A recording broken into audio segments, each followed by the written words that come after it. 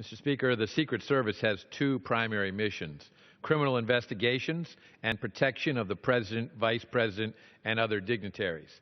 As a result, the Secret Service is entrusted with protecting some of our most valuable assets. This is an extremely difficult, high-profile mission in an environment with zero margin for error. The Secret Service is comprised of many outstanding and upstanding men and women who do excellent work. However, over the last few years, a series of embarrassing scandals, security failures, and instances of poor judgment have rocked the Secret Service.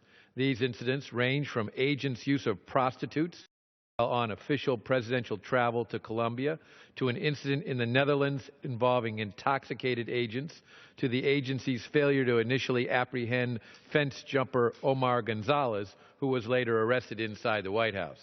Following these incidents, the President appointed a new director of the Secret Service, Joseph Clancy, who has implemented a number of reforms. The President also appointed a panel of experts to recommend changes to the Secret Service. Through this committee's oversight and the recommendations of the panel, it is clear that, despite Director Clancy's initiatives, legislative action is still necessary. We must ensure that the agency's officers and agents are properly trained in order to successfully identify potential threats and prevent them from materializing, as well as to ensure that the agency has the tools it needs to carry out its mission. H.R. 1656, the Secret Service Improvements Act of 2015, is bipartisan legislation introduced to provide much-needed resources to the agency and implement many of the U.S. Secret Service Protective Mission Panel's recommendations for improvements for the agency. I am pleased to have worked on this legislation with Judiciary Committee Ranking Member Conyers, Crime Subcommittee Chairman Sensenbrenner, and Ranking Member Jackson Lee. This bill makes much-needed improvements to the Secret Service. These improvements strengthen the security of the President, other protectees, and the White House complex, enhance Secret Service officers and agents' training, and increase the agency's manpower.